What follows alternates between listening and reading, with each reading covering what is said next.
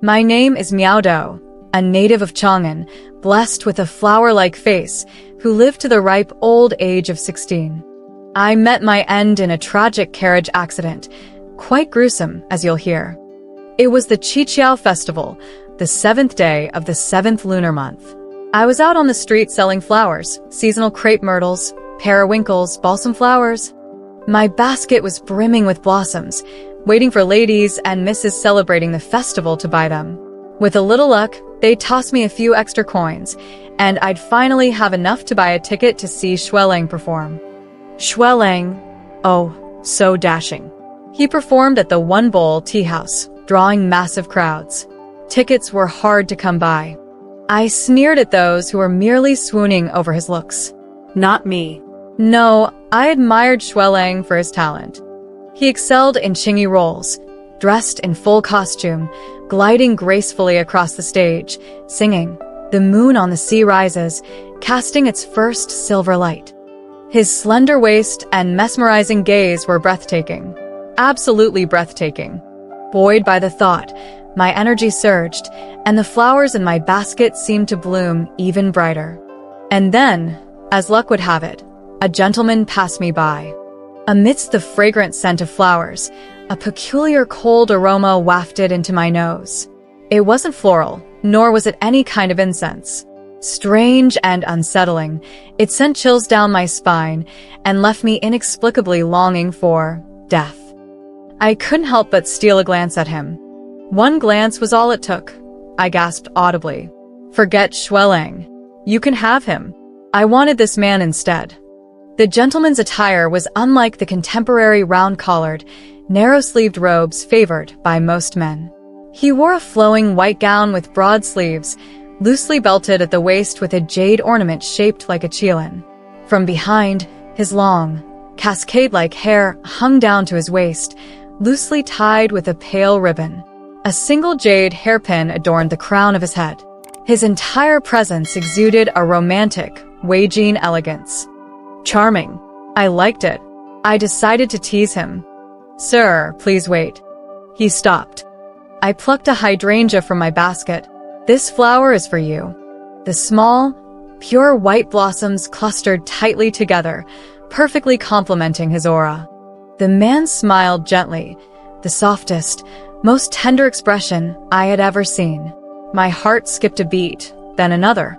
He said, "You're too kind, miss. I already have a flower." Only then did I notice the peculiar bloom in his hand.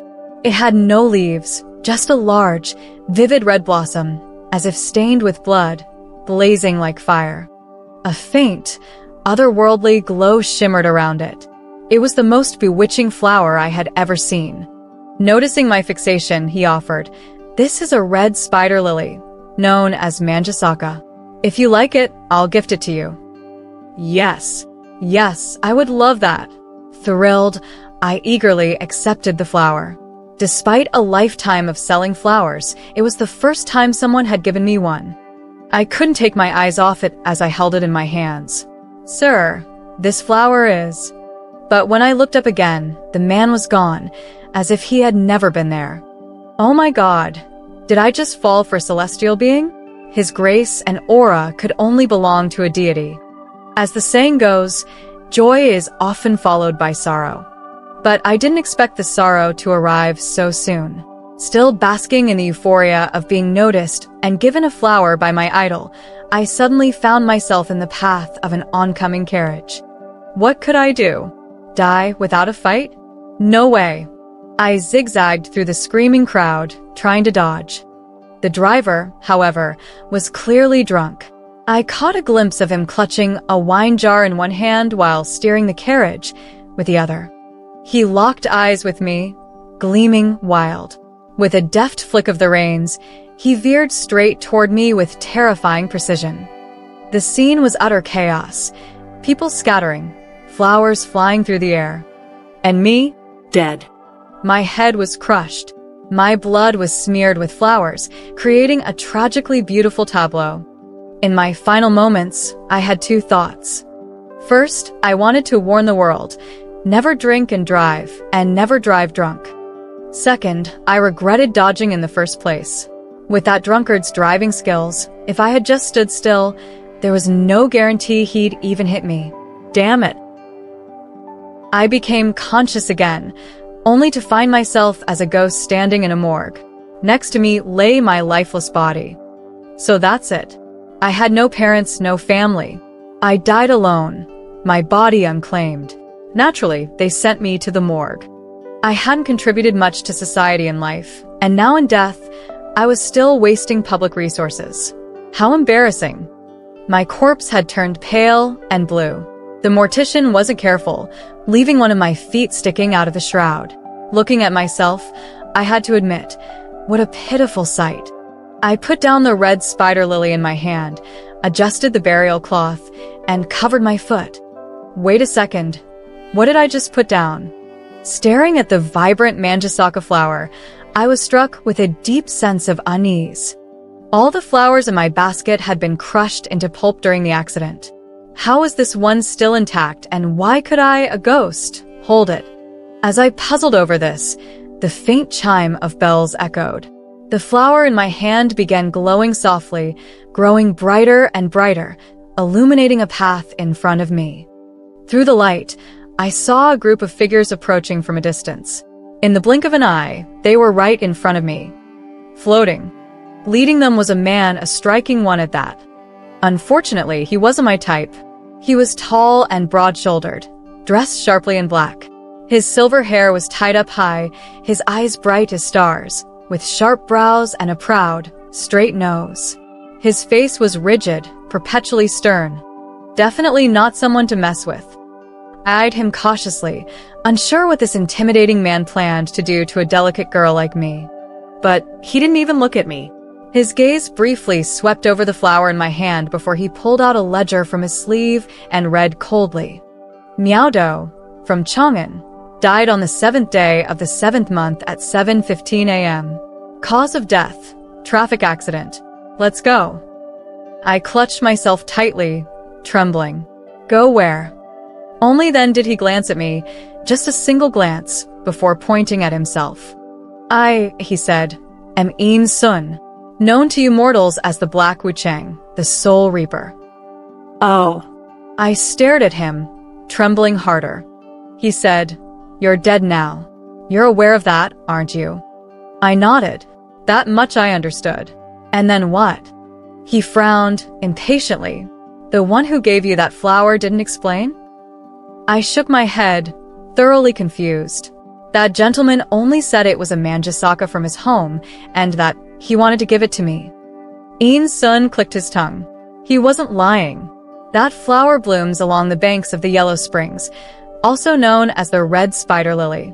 Do you know who receives such a flower? I shook my head again. Those who are about to die. All of them.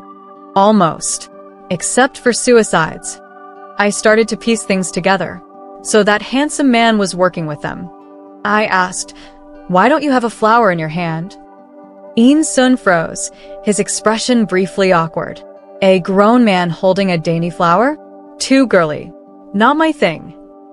If you're the Black Wuchang, then the gentleman who gave me the flower must be the White Wuchang, right? Yin Sun wagged a finger. Nope. You're lucky, he said. That was our king. I staggered back, stunned by this unexpected revelation. The king? You mean the lord of the Underworld, the one who decides when you die and whether you can be reborn? Heaven help me. He gave me a flower himself? Is it because he's captivated by my beauty? Does he want to make me his ghost bride? I'm willing. I'm so willing. Willing. My foot. Yin Sun snapped. You're talking about Yama, the judge of the dead. Our king is the Nether Emperor. And before you get ahead of yourself, he has someone already. He doesn't just hand flowers to you. He's only here because the Ghost Festival is coming up on the 15th, and we're short-staffed. Don't flatter yourself. From his entire explanation, I latched onto one crucial detail. He has a partner? Yin Sun had clearly had enough. Are you going or not? If not, your soul can just scatter into the void. Stop wasting time.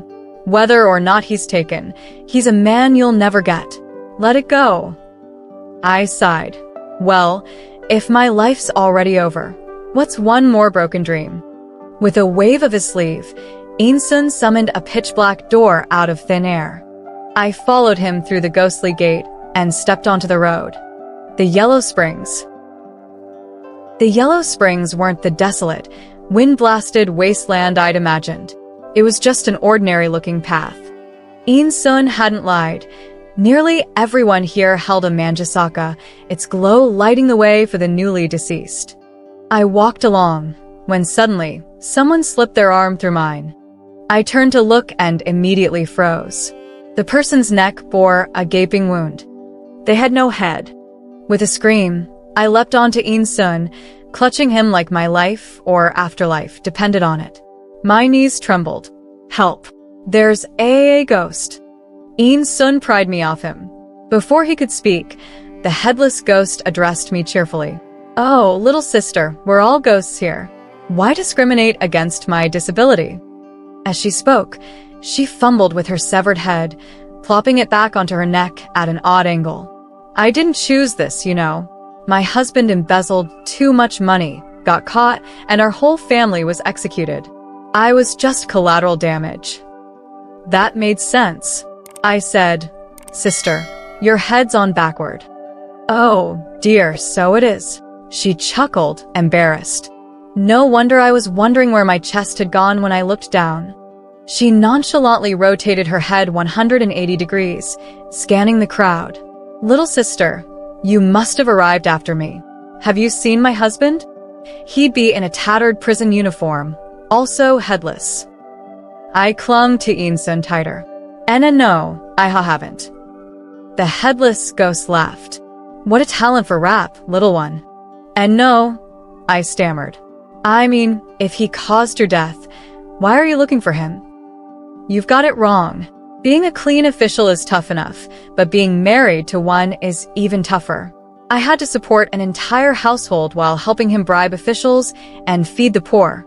There were nights when I went hungry, crying over an empty rice jar. He saw me once, and that's why he started taking bribes. She sighed, blood-red tears streaming down her face. He did it all for me, but greed, once it starts, never stops. In the end, it destroyed us both.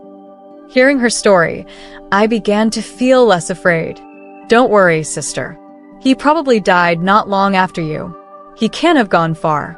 Let's look for him together, right, brother Sun peeled me off and walked away, his expression unreadable.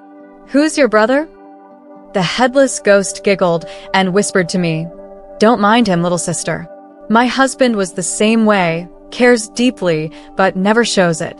Didn't you notice how gentle he was when he pulled you off just now? He didn't even use any force. Really? At the end of the Yellow Springs Road lies 900 miles of the Yellow Springs River. The sky cleared slightly, allowing me to see a vast field of red spider lilies growing along the riverbanks. From a distance, they resembled great clusters of burning red clouds stretching endlessly to the horizon. Many ghosts ahead of me stooped down to plant the flowers they held in their hands. I followed suit. The moment my flower touched the ground, it sank into the soil, took root, sprouted leaves, and in no time, the tender leaves fell away, leaving only a bare stem crowned with a blooming flower. The headless lady sighed, her voice tinged with sorrow, and said, Ah, the red spider lily. Blossoms without leaves, leaves without blossoms, just like love. Cut it out, Sun interrupted mercilessly. It's just two different kinds of Lycoris. And her, he gestured at me. She's freshly dead and ignorant. What's your excuse? First time seeing this too. The headless lady immediately dried her tears and regained her composure. I averted my gaze, pretending not to hear them. So, what if someone's dead? It's not like they're all that special. The expanse of water in the distance was dark as ink, roiling like molten lava. Occasionally, bleached white bones surfaced briefly. Many Underworld officials maneuvered small boats over the river, scooping things up. Others ferried ghosts across the waters, drifting lazily toward destinations unknown. Curious, I asked, Brother Sun, where are they going? A soft voice behind me answered, "They're going to be judged." Delighted, I turned around to see the handsome young man who had given me a flower earlier. He approached slowly and continued, "The Yellow Springs are divided into 10 sections, each ruled by a king of Yama and their judge. They weigh the merits and sins, grudges, and debts of each soul. Below the Yellow Springs lies the Underworld. The wicked descend there to be punished, while the virtuous flow on, eventually reaching the river of oblivion. Beyond the bridge of helplessness, they receive a bowl of soup from Granny Meng and are reborn." I nodded, staring at him, utterly smitten. With someone this breathtaking, who cared what he was saying, every moment spent looking at him was a treasure. If only I could get closer to him. Feigning vulnerability, I abandoned the headless lady, screamed, and threw myself into his arms. "Save me. There's a ghost. Don't come any closer." Wah. I'm so scared. At least when I watched Xuelang's opera, there were previews of the next act. But you gave me a flower without warning. One moment I closed my eyes, and the next, I opened them to find heartless underworld guards torturing me and a headless woman striking up a conversation. My poor little heart is still trembling. Feel it if you don't believe me. This performance, both dramatic and heartfelt, turned In-sun's expression darker than the river behind us. The headless lady, startled, nearly dropped her head again. The young man glanced at the headless lady and took a step back, his intention to keep his distance from me clear. "I'll pass on touching, thanks." "Fine, but you have to take responsibility for me. In life, I was yours. In death, I'm your ghost.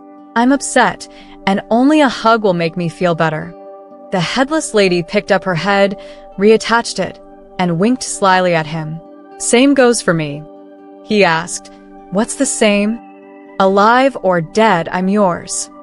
Resigned, the young man looked at the two of us.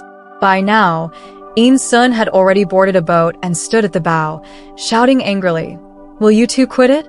Are we leaving or not?" "Not you, your majesty. I wasn't yelling at you. I mean you."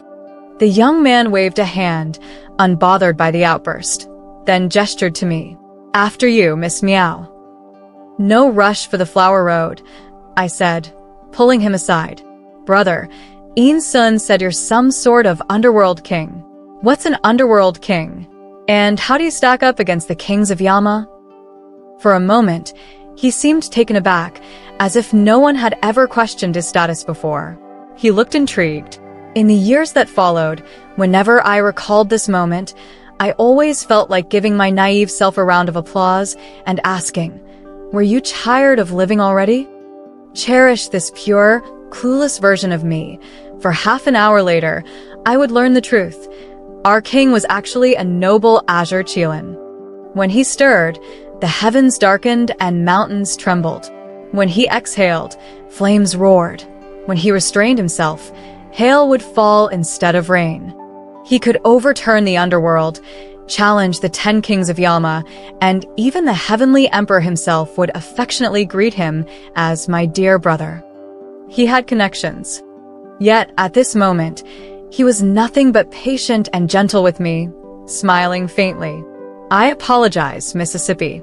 My name is Shu, and I am somewhat more powerful than the kings of Yama." That was reassuring. Pointing to the headless lady, I asked, "Could you help find her husband?" He looked at me intently for a moment before replying, "No need to search. I already know where he is." "Really?" "She's been dead for over 10 years, though she's forgotten herself. For all this time, she's lingered on the Yellow Springs Road, waiting for her husband to cross with her. But he moved on long ago. He reincarnated without her." "Really?" Souls that linger too long in the underworld gradually lose their essence. Their memories of life become hazy. Often, the only thing keeping them going is a lingering obsession. "Really?" He sighed. "Miss Meow, are you actually listening to me?" "Of course, I am." I blinked earnestly. "Then, tell me, what would be the proper way to handle her situation?" "Me?" I turned to look at the headless lady, who was chatting with In-sun, laughing heartily. When she noticed me watching, she returned my gaze with innocent, warm eyes and a kind smile. Poor woman. I felt a pang of sadness for her. I told Shu, in my opinion, drifting along aimlessly isn't so bad. At least in her mind, she and her husband are still in love, still committed to life and death together. Every day she waits here is another day of happiness. So, I paused. We should tell her the truth and help her move on to reincarnation. Shu looked puzzled. I explained, better a difficult truth than a blissful lie. Wasting herself on a man who doesn't love her isn't worth it. And once she drinks Granny Meng's soup and reincarnates, she could become a beautiful young woman again. The world is full of eligible bachelors. Why not start fresh? Shu nodded approvingly. Your words are wise. However, there's a complication. The Bridge of Helplessness has encountered some issues. Granny Meng, who oversees the soup, was demoted to the mortal world for misconduct. What do you suggest we do? His brow furrowed slightly, his gaze lowered, lips pressed gently together. It was utterly captivating. Fueled by a rush of courage, I grabbed his hand. Well, I can cook a bit. How about I help out? For a moment, he lifted his gaze and smiled, his eyes as clear as a pristine spring. I was certain I had won his heart. Then, he turned to the headless lady with a cheerful wave. Ah Chu, come meet the new Granny Meng of our underworld, Miss Miaodo. You too, the headless sister, was holding a large bundle of spider lilies she had casually picked, twirling around. She was no longer sorrowful, nor was her head falling off. Her dirty prison clothes had transformed into an elegant, flowing dress with wide sleeves, trailing to the ground. Her hair was styled in delicate clouds, and she wore a golden hairpin, with a smile that revealed her dimples. I was completely mesmerized. What kind of goddess is this? Shu, I don't want. But I do. And at the same time, I want to be a fan of the sister. I stared at her, and she came over, eagerly extending her hand to shake mine. Great, I knew Little Bean could pass the test. What do you think? Are you convinced now? She said to the unwillingly approaching In-sun. I won. Give me the money. In-sun shot me an angry glare and began digging around in his pouch.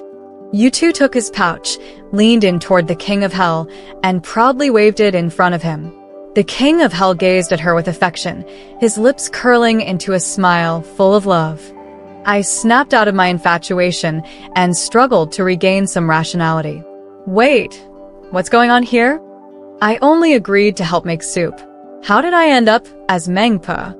Is it really that hasty? No, it's not hasty. Yu-tu said enthusiastically. I spent half a month going through the death registry to carefully select you from 100 girls who were about to die. I asked earnestly, may I ask what made me stand out? I must have some extraordinary qualities, I thought. Yu-tu gave me a confident look and said, you're cute. Where's the finesse in that? She kept rubbing my baby face, rubbing it and rubbing it. The last Mengpo was old and weak. Couldn't tell right from wrong. If a ghost cried to her, she'd just ignore everything, cut corners with the soup, and help them cover up their lies, letting them reincarnate with their memories intact. It caused a lot of trouble for the underworld. But Little Bean is different. Just now, when I transformed into the headless lady and tested you, you knew exactly what to do. In the underworld, there are thousands of ghosts like that. Every one of them has a story. You passed the test. Even though the headless lady was heartbroken and disappointed, you still sent her off to reincarnate. You're simply the perfect choice to be Mengpo. You're reasonable, cold-hearted, cruel, decisive. I chose to take this as a compliment. Come on, stay. Stay, Yu-tu urged. A seductive goddess's charm can be overwhelming. Who could resist? I clutched my heart and took a step back. Is there a salary? What about insurance? After all, it's state-run. Are there any special benefits?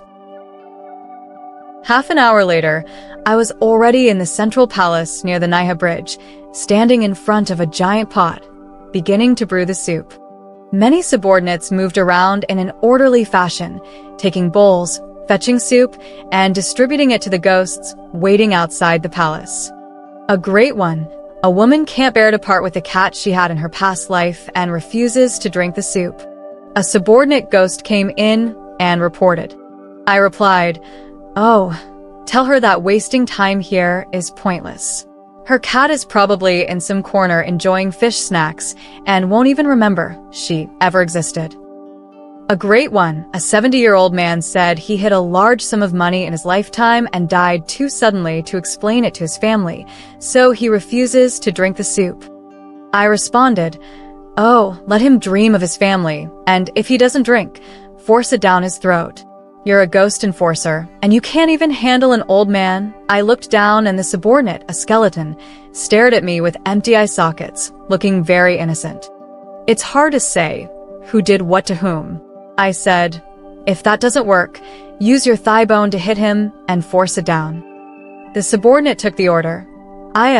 He pulled off his own thigh bone, wah, and hopped away on one foot.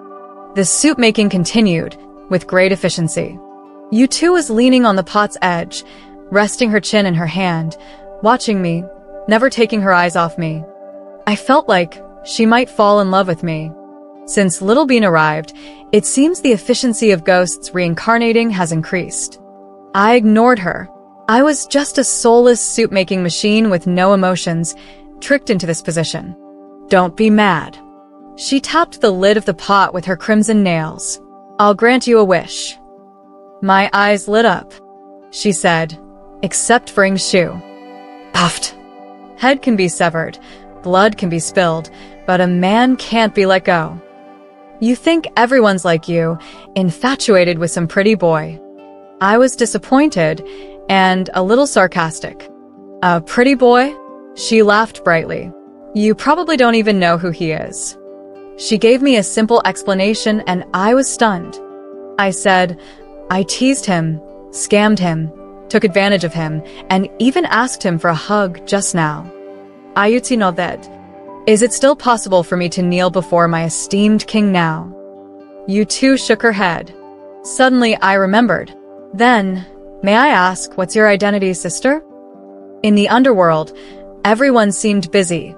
Even the black and white impermanents were out collecting souls. Why was U2 so free to knock on my pot lid? U2 casually replied, "I'm just a very ordinary person." Just then, a subordinate ghost with a painted skin mask entered, holding a small high-end box. This time, he rushed toward you Tuesday, "Your Majesty the Demon Lord. This is an urgent document sent from the demon realm." U2's body suddenly expanded, a dark aura exploded around her, and with a howl, a huge beast with goat horns and a blood-red mouth, sharp steel teeth, appeared, shouting, "I told you not to disturb me while I'm talking to the new little sister. Don't you understand human speech?" The roar shook the ground, and the entire Mengpo hall trembled. The poor painted skin ghost had its face flapping in the wind. Everything fell silent. U2 suddenly returned to her original form, a lady gently adjusting her hair and nails. Shu is a king. She's a trump card. I clung to the pot's edge, suddenly missing Sun's strong physique, trying to stay calm. "Sister, did I just slap your face earlier?" U2 looked at me and nodded with a smile. "I also teased your man, scammed your man, took advantage of him, and even asked him for a hug." U2 looked at me and nodded with a smile. "Sister, I suddenly feel that the job of Mengpo is really suitable for me. I'm willing to dedicate myself to the Underworld, and..." I cupped my face, widened my eyes, blinked, and smiled. "Sister, I love you." What?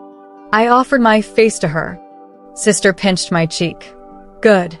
And just like that, I stayed in the Underworld, becoming the new Mengpo. The reason U2 chose me was that I had been an orphan raised alone with no family ties. I was unburdened in the human world, yet I had tasted all the bitterness of human emotions. I understood people, yet I was reluctant to remain human. Actually, that's not true. I do have ties in the human world. On the 15th day of the 7th month, during the Zhongyuan festival, it was also my head's 7th day. The Underworld was on holiday. At noon, I booked the best seat at Yuan Tea House, a VVIP one, sponsored by my dear sister, the Demon Lord. I went to the tailor's shop and bought the clothes I had chosen on the day I died, then redid my hair and face. I pasted plum blossom ornaments and yellow flowers on my forehead, trying my best to make myself look less like a ghost. I listened to a play. Today, Xueling looked more handsome than usual, and he sang. Only for the loss of the male and female in the sparrow and phoenix, his song not yet finished, my thoughts already known, clearly the cuckoo and swallow have flown in different directions. A heartfelt song of broken hearts in the night, 1,000 years of knowing. This heart is the same. As a high-paying customer, I had the privilege of representing the fans and speaking a word to Xueling. I risked being chased by other fans and climbed onto the stage. Facing Xueling's bright eyes, I said, "Xueling, my name is Miaodou. I've liked you for a long time." He smiled faintly at me, distant and polite, probably used to such compliments, and didn't find it special. He replied, "Thank you for liking my play." Then, he was quickly surrounded by a group of people and walked off. I stood there for a moment, wanting to rush after him to ask if he really forgot me, to tell him that I didn't like his play. I liked him as a person first. Actually, I wasn't sure if it could be called love. To be honest, my feelings for him weren't romantic. It's just that, without the him from back then, there wouldn't be the me today. My parents, brothers, and sisters all died in a plague, and I was the only one who survived. They all said I was a curse, that I brought misfortune to those close to me. So, no one wanted to talk to me. The only one who spoke to me was the old lady next door. She was also elderly, crippled, and bedridden, so we didn't know who was taking care of whom. She would lean out of her window and taught me how to grow flowers. When I got older, on a winter afternoon, she died. In the winter, the streets were empty, and there weren't many flowers. That afternoon, I walked barefoot for a long time, but couldn't sell any flowers. But I still had to prepare a simple coffin for her. She was the only family I had. The only one who never looked at me with disdain. Now that she was gone, I had to maintain her dignity. Night fell, and I felt desperate. On the way back, I passed a tavern. A carriage drove past me, and I hurriedly stepped aside, slipping in the snow, scattering the red plums all over. So, I probably cursed the carriage. How else could I keep getting hit by them? The coachman didn't care that he had knocked down a street child. The carriage didn't slow down, whizzing past. There were many onlookers by the tavern, but no one came out to help. I had no choice but to hobble to my feet and pick up the flowers and basket. When I picked up a branch of plum blossoms, a slender, fair hand reached out to help me pick it up. I had passed this tavern countless times and had seen him perform from the window, so I naturally knew who he was. I looked at him in disbelief. Xueling glanced at me and suddenly patted my head with that hand. It was the first time I felt dirty. I hadn't washed my hair in days. I lower my head, too embarrassed to look at him, stunned. "Xue, Xue." Someone called from the building. "Xue, sir, come in for a drink. Don't dirty your hands on that beggar." He said, "I won't go today. You go ahead." The person spat. Who's he trying to impress? Just some stinky actor, a lowlife. I saw his hand tremble. But he still took off his cloak and gave it to me. "Buy my flowers. I've been through tough times too. Many things you can get through if you just bear with it. Bear with it and get through it." It was these words that kept me alive until I was 16. He never knew. That day, I had already made up my mind to go home and accompany the old lady. I had a pouch of arsenic in my sleeve. He didn't know that his simple act saved a life. He didn't even remember me. Later, when I became Mengpo, I learned that if a soul takes its own life, it would be punished in the underworld. He not only saved my life, but he also saved my soul. I followed Xueling all the way back to his home from Yuan Tea House. Xuefu's walls were easy to pass through. He was drunk, slumped on the table, half-closed eyes.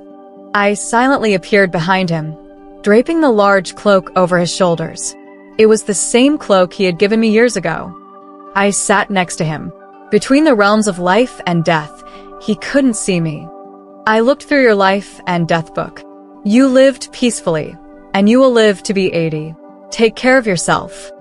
I said, thank you. After thinking for a while, it seemed like the only thing I could say.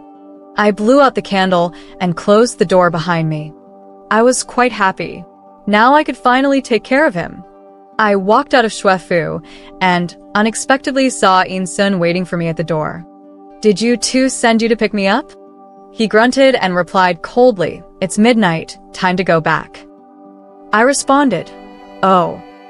He finally couldn't hold it in anymore and softened his tone. Is your wish fulfilled? Fulfilled, I said, glancing back at Xuefu's door. When the day comes, don't forget to tell me. In-sun said, okay. He added, I came to pick you up myself. I smiled secretly. I know. Then he ran off. So much for picking me up? Many years later, I had made a name for myself in the Underworld. Everyone knew that the Mengpo at Mengpo Hall was not to be messed with, cold-hearted, ruthless, quick to torment ghosts and force them to drink the soup, her methods so brutal that even ghosts couldn't bear to watch. I was a big name now. That day came, and I got up early, slathering my face with rouge and powder that I had borrowed from you two. I stood with a bowl in hand, waiting by the Naiha Bridge. Across the vast expanse of spider lilies, across the yellow springs, and across the Wuchang River. He came, an old man with a kindly demeanor. I handed him the soup. Old sir, please. He politely took it, his head lowered. Suddenly, he looked up and stared at me in surprise. You? Have we met before? Many years ago, on the Zhongyuan festival, I was on stage singing, and a little girl came up to me and said something. I forgot what she said, but I remember her eyes. I didn't want to stare at her in front of everyone, so I didn't say much. That night I drank, went home, and somehow fell asleep. When I woke up, I found myself covered with a cloak. I asked the servants, but no one knew. It was quite frightening. So, I've never performed on Zhongyuan Festival again. It's been more than 60 years. Today, meeting you again, I suddenly remembered that little girl. I hope you won't mind. It's all right. I waved my hand quickly. He pulled a handkerchief from his sleeve and handed it to me. Why are you crying? Did I cry? I took it, embarrassed. Suddenly, he reached out and patted my head. Don't cry. Whatever difficulties, just bear with it and get through it. He drank the soup in one go and stepped onto the bridge. His figure quickly disappeared at the other end of the bridge. It was the first time I cried after coming to the Underworld, and the last time. I cried until I was content, lifting my tear-streaked face. The Wuchang River surged, and the wind was strong today. In-sun was coming toward me, riding a small boat, cutting through the waves.